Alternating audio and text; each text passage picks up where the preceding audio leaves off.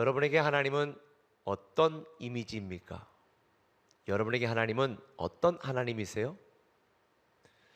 제가 경험한 하나님은 인도하시는 하나님입니다. 여러 하나님 중에 제가 정말 좋아하는 하나님은 인도하시는 하나님. 지난번에 여러분과 함께 말씀을 나눈 것처럼 앞에서 나를 이끌어 주시고 뒤에서 나를 지켜 주시는 하나님이 나의 아버지 하나님이라고 저는 확신합니다. 오늘날 의외로 많은 성도들이 하나님에 대하여 잘못된 생각을 갖고 있습니다. 하나님은 우리가 뭔가 하나 잘못하면 아주 찾아내가지고 즉결 심판하는 아주 무섭고 무시무시한 하나님, 엄한 하나님으로 생각하고 있는 분들이 있습니다. 그런데 하나님은요, 이런 하나님이 아닙니다. 성경은 하나님을 뭐라고 말합니까? 하나님은 사랑이시라.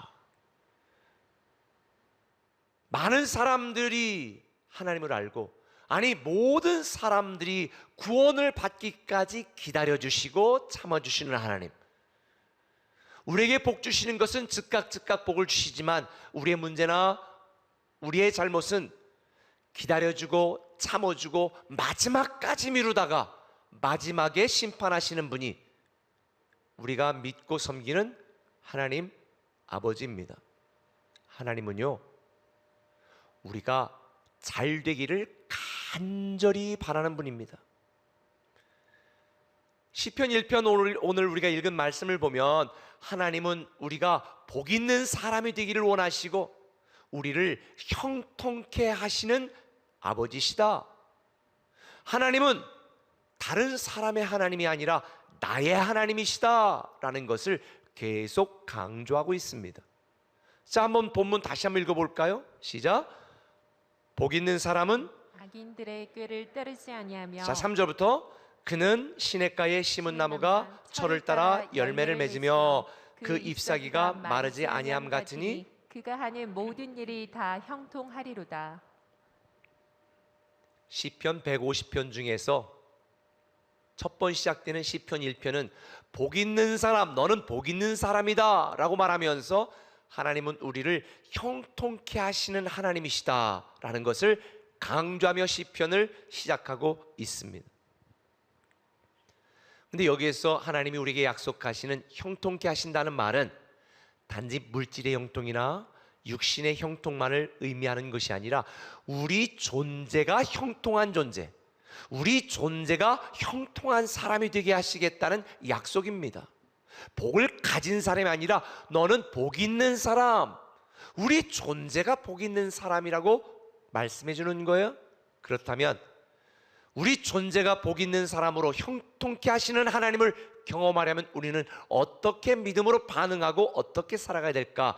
두 가지 말씀드리는데 첫 번째는 이겁니다. 남들과 다른 차원으로 생각하라는 것입니다. 남들과 다른 차원으로 생각해야 됩니다.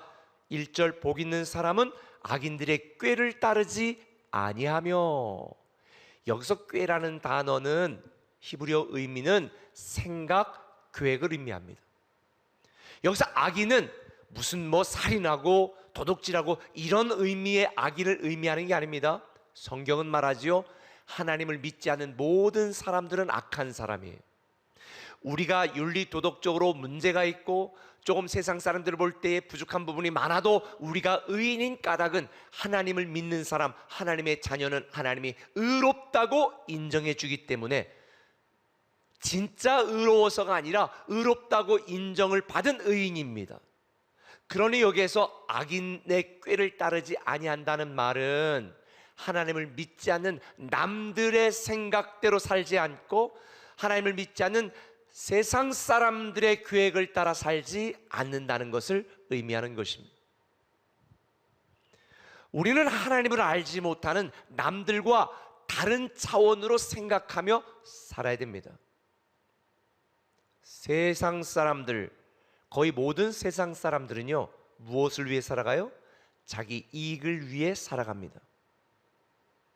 자기에게 이익이 되지 않으면 하지 않아요. 남을 돕는다는 것도 자기 이익을 위해 이용하는 것이지 사실 남을 위해 산다, 그런 사람들은 거의 찾아보기가 쉽지 않습니다. 개인만 그런 게 아니라 국가도 마찬가지예요.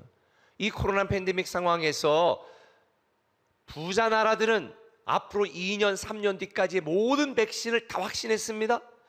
확보했습니다. 그런데 가난한 나라들은 당장 맞을 백신도 확보하지 못했습니다. 빈익빈 부익부. 나라들도 이기적입니다. 개인도 이기적입니다. 내 이익을 얻을 수 있다면 다른 사람이 어떻게 되든지 신경 안 쓰는 게 이 세상의 논리예요. 경제학에서는 이걸 파이 전쟁으로 비유합니다.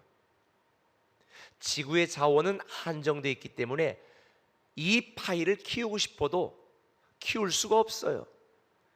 한정된 자원, 파이는 정해져 있는데 나눠 먹을 사람들이 많아지니까 치열하게 싸우는 것입니다. 남들보다 파이 한 조각이라도 더 얻어내고 가져가려고 전쟁을 합니다. 남들보다 하루라도 더 버텨야 내가 살아남을 수 있습니다. 그럼 정말 지구의 자원이 부족해서 그런가요? 아니에요. 사람들이 욕심만 부리지 않는다면 지구의 자원은 이 땅에 있는 모든 사람들이 다 풍성하게 먹고 남을 만큼의 풍족합니다. 그런데 상위 2%가, 상위 20%가 전 세계 자원의 80% 이상을 차지하고 움켜쥐고 있기 때문에 대다수가 가난하고 불행하게 사는 거죠. 사실 이 파이 전쟁을 하며 살다 보니까 인생이 팍팍하고 살벌한 것입니다. 구조적으로 상생할 수가 없어요. 모두가 경쟁 상대입니다. 그러니 세상 사람들이 자기 이익을 위해 투쟁하고 싸우는 건 당연한 거지요. 왜? 이 세상은 적자 생존의 진화론적 가치체계 안에 있기 때문에 그럴 수밖에 없는 것입니다. 물론 사람들은 이 이익 투쟁을 좋은 단어로 포장하기도 합니다. 인권 투쟁, 권리 투쟁. 그런데 이 인권 투쟁, 권리 투쟁 표현은 그럴듯하지만 이 안에 있는 근본 동기는 내 것 챙기자는 거죠. 내 이익을 보장해 달라는 거지요. 남자의 이익, 여자의 이익, 노조의 이익, 직원의 이익을 보장해 달라는 거죠. 근데 여러분 이거 아셔야 돼요. 성도들은 세상에 속한 자가 아니라 하늘에 속한 자고요. 성도들은 육에 속한 자가 아니고 영에 속한 자임을 믿으시길 바랍니다. 그래서 우리는 남들과 다른 차원으로 생각하며 살아야 되는 거예요. 그래야 형통케 하시는 하나님의 은혜를 우리는 누릴 수 있습니다. 아인슈타인의 말처럼 살던 대로 살면서 다른 결과가 나오는 것, 하던 대로 하면서 다른 결과가 나오기를 기대하는 것은 정신병자입니다. 만일 여러분들이 이 세상 사람들이 누리지 못하는 형통케 하시는 하나님의 은혜와 축복을 누리는 존재의 복을 받는 하나님의 사람이 되길 원한다면 남들과 다르게 생각해야 됩니다. 육적인 생각, 세상적인 생각이 아니라 하나님의 생각, 영적인 생각으로 여러분의 생각의 차원이 달라져야 됩니다. 그게 바로 존재 형통을 누리는 비결입니다. 신앙생활도 마찬가지예요. 존 오트버그 목사님이 쓴 인생 영생이 되다라고 하는 이 책이 있습니다. 두란노에서 나온 책인데요. 여기에 보면 신앙에 대해서도 다른 관점으로 생각하라고 도전하고 있습니다. 한번 같이 읽어볼까요? 시작. 구원의 핵심은 우리를 천국으로 데려가는 것이 아니라 천국을 우리에게로 가져오는 것이다. 구원의 핵심은 장소 이동이 아니라 삶의 변화다. 지금까지 성도들은 신앙생활을 이렇게 생각했습니다. 이 땅에서 내 마음대로 살다가 죽어서 어느 장소, 하늘이라고 하는 천국이라는 장소로 이동하는 것을 구원이라고 생각했습니다. 그러나 진짜 구원은 그게 아닙니다. 진짜 구원은 하나님이 통치하고 하나님이 다스리는 곳에서 하나님과 함께 사는 것이 천국입니다. 왜 우리가 천국이 천국인 줄 아세요? 그곳에 하나님이 다스리고 하나님이 계시기 때문에. 결국 신앙은 죽어서 가는 어떤 장소가 아니라 지금 이 세상에 살지만 세상에 속한 자답지 않게 남들과 다른 차원의 생각을 가지고 삶의 변화를 일으키는 것이 진정한 구원입니다. 그렇게 살다가 이 땅의 삶을 마감할 때 하나님이 계시는 그곳으로 가는 것이 진짜 구원입니다. 저는 여러분들이 육적인 차원, 인간적인 차원, 일생의 차원에서만 생각하며 잠시 사는 세상에 목숨을 걸고 이익투쟁하며 살지 마시길 바랍니다. 우리는 하나님 안에서 하나님의 다스림을 받으며 하나님의 자녀답게 살아가는 존재 형통을 누리는 가치투쟁을 하며 살아야 됩니다. 오늘 여러분에게 강조하고 싶은 게 이거예요. 세상 사람들처럼 이익투쟁하며 살지 말고 하나님 나라를 위한 영적인 존재답게 가치투쟁을 하며 살자. 가치투쟁이라는 말이 뭘까요? 이 세상에서 정말 가치 있는 것을 위해 살아가자는 거예요.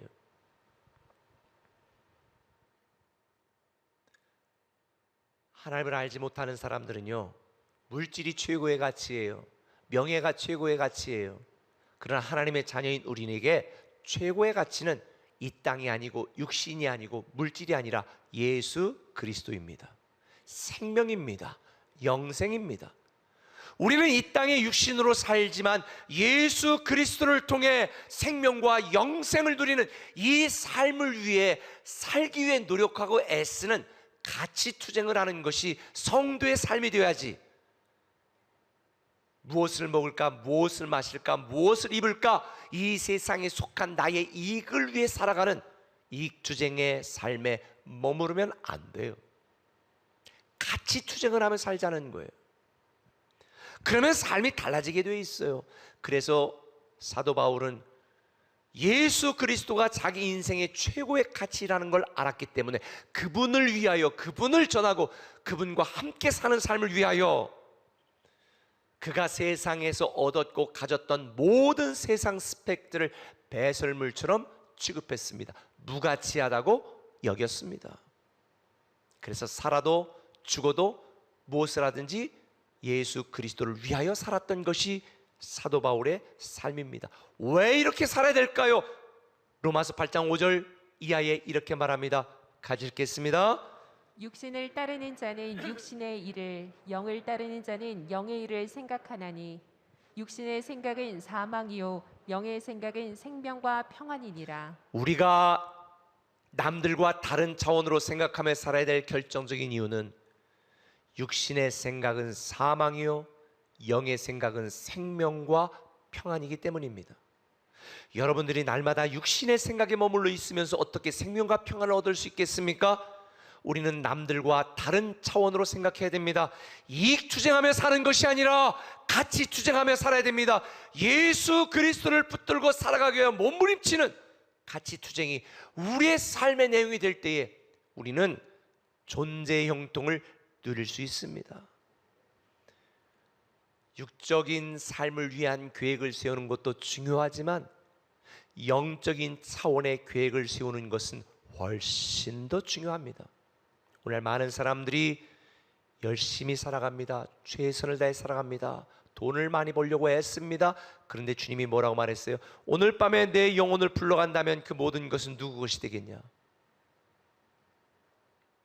그래서 이사야 2장 22절은 이렇게 말합니다.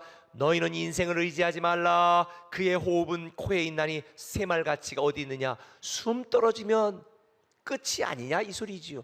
그래서 켈빈 밀러라고 하는 유명한 신학자가 말했습니다. 사탄의 가장 무서운 무기는 아무것도 아닌 것을 애지중지하게 만드는 기술이다. 사소한 것은 사소하게, 중요한 것은 중요하게 취급해야 되는데 오늘날 많은 사람들이 본질이 아닌 가치가 없는 것에 목숨을 걸고 살아갑니다.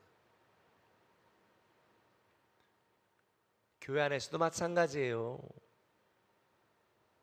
사소한 것에 목숨 걸면 안 돼요. 자존심, 이익, 그게 무슨 의미가 있습니까? 전도서 2장 11절은 말합니다. 그 후에 내가 생각해 본즉 이게 뭐냐? 내가 나를 위하여 모든 것을 다 해봤다 이 소리예요. 내 손으로 한 모든 일과 내가 수고한 모든 것이 다 헛되어 바람을 잡는 것이며 해 아래서 무익한 것이다. 내가 나를 위하여 살아봤더니 그 후에 본즉 모든 게 무익하고 헛된 것이다 하는 거죠. 저는 우리 꿈의 교회 성도들이 남들과 다른 차원으로 생각하며 살아가셨으면 좋겠습니다. 무익한 것, 헛된 것을 위해 살아가는 것이 아니라 유익하고 참된 가치인 예수 그리스도와 생명과 영생과 하나님 나라와 천국을 위해 살아가는 여러분이 되시기를 예수님의 이름으로 축원합니다. 두 번째, 따라합시다. 세상과 다른 기준으로 생활하자. 다른 기준으로 생활하자. 우리는요, 세상과 다른 기준으로 생활을 해야 됩니다. 자, 1절에 보니까 복 있는 사람이 어떤 사람이냐? 죄인들의 길에 서지 않고 오만한 자리에 앉지 않는다는 거예요. 그러니까 세상 사람들이 가는 길로 우리가 가지 말고 주의 길로 가자는 것이지요. 하나님을 모르는 오만한 사람들의 자리에 앉지 말라는 거예요. 이 말은 하나님을 알지 못하는 세상 사람들과 같은 기준으로 살지 말고 다른 기준으로 생활하라는 것입니다. 우리는 세상에 속한 자가 아니라 하늘에 속한 자이기 때문에 하늘의 기준으로 살아가야 되는 거예요. 이 땅에 있는 모든 사람들은요, 다 자리를 중요하게 여깁니다. 좋은 대학 가고 돈 많이 버는 것도 좋은 자리에 앉기 위함이지요. 좋은 자리를 차지하기 위하여 얼마나 서로 싸우고 난리를 칩니까? 저는 최소한 우리 꿈의 교회 성도들은 세상에 좋은 자리에 앉기 위하여 피 터지게 싸우다가 신앙 버리는 자가 하나도 없기를 바랍니다. 세상의 좋은 자리보다 더 중요한 건 하나님께 인정받는 거지요. 그래서 시편 기자는 우리에게 존재 형통을 너희가 누리고 너희가 하나님의 축복을 받는 사람이 되려면 시냇가에 심은 나무가 되라고 말하는 거예요. 시냇가에 심은 나무는 뭐예요? 그냥 시냇가에 심겨만 있으니까 저절로 열매를 맺는 거죠. 저절로 잎사귀가 마르지 않는 거죠. 이건 뭐예요? 하나님 안에 거하라는 거예요. 그래서 요한복음 15장 5절에도 보면 너희가 예수 그리스도를 떠나서는 아무것도 할 수 없다는 것. 결국 우리가 하나님 안에 남아있기 위하여 애쓰고 노력하고 세상과 다른 기준으로 생활하려고 힘쓰면 우리는 존재 형통을 누릴 수가 있어요. 그래서 시편 기자는 2절에 이렇게 말합니다. 오직 여호와의 율법을 즐거워하여 그의 율법을 주야로 묵상하는도다. 하나님의 말씀을 묵상하고 하나님의 말씀을 즐거워하라는 말은 뭐예요? 세상 기준으로 살지 말고 하나님 말씀을 기준으로 살아가라는 거지요. 사람들에게 인정받으려는 인정투쟁 버리고 하나님에게 인정받으려면 말씀 투쟁하라는 거예요. 말씀을 기준으로 살아가려고 애쓰라는 거예요. 성도가 살아갈 길은 인정투쟁하는 것이 아니라 말씀 투쟁하는 것입니다. 말씀을 기준으로 살아가려고 애쓰는 것입니다.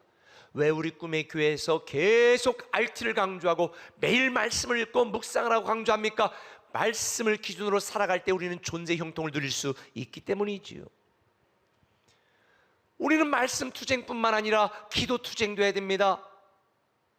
바쁘니까 더 기도해야 되고 힘드니까 더 말씀 보고 이 세상이 죄악되니까 하나님 자녀답게 살아가려고 거룩 투쟁을 해야지요. 거룩하게 살아가려는 투쟁. 저는 우리 꿈의 교회 성도들이 인정투쟁 대신에 신앙투쟁 하시기 바랍니다. 신앙으로 살아가려고 말씀을 기준으로 기도하며 거룩하게 살아가려고 몸부림치고 애쓸수록 우리는 존재 형통을 누리게 될 줄 믿습니다. 우리가 성경을 통해서도 보면 형통한 사람들의 공통점이 다 소개되고 있는데요. 제가 몇 분을 소개할게요. 노예로 팔렸지만 성실히 산 대가로 감옥에 갇혔던 요셉에 대하여 성경은 뭐라고 말하고 있는가? 창세기 39장 23절 읽겠습니다. 시작. 간수장은 그의 손에 맡긴 것은 무엇이든지 살펴보지 아니하였으니 이는 여호와께서 요셉과 함께 하심이라. 여호와께서 그를 범사에 형통하게 하셨더라. 거룩 투쟁을 했던 요셉, 내가 하나님의 사람으로 거룩하게 살려고 거룩 투쟁을 했던 요셉, 감옥에 갔지만 하나님이 그를 형통케 하셨더라. 감옥에서 바로 총리로 직행했습니다. 정권이 수없이 바뀌고 수없이 많이 죽을 위기에 처했던 다니엘은 기도 투쟁을 했습니다. 하루에 3번씩 문을 열어놓고 타협하지 않고 기도 투쟁했습니다. 다니엘 6장 28절은 말합니다. 다니엘이 다리오 왕의 시대와 바사 사람 고레스 왕의 시대에 형통하였더라. 우리에게는 훌륭한 분들이 많아요. 줄 되려고 노력하지 마시고요, 기도 투쟁 한번 해보시면 어떨까요? 다니엘처럼 아침, 점심, 저녁에 기도해 보세요. 원장도 되고 2급도 되고 1급도 되고, 전 분명히 그렇게 될 줄 믿습니다. 기도 투쟁이 답이고 말씀 투쟁이 답입니다. 그래서 수많은 삶의 위기 가운데에서도 말씀 투쟁으로 형통한 삶을 살았던 다윗이 아들 솔로몬에게 이렇게 비결을 알려주지요. 열왕기상 2장 3절에 내 하나님 여호와의 명령을 지켜 그 길로 행하여 그 법률과 계명과 율례와 증거를 모세의 율법에 기록된 대로 지키라. 그리하면 내가 무엇을 하든지 어디로 가든지 어떻게 하리라?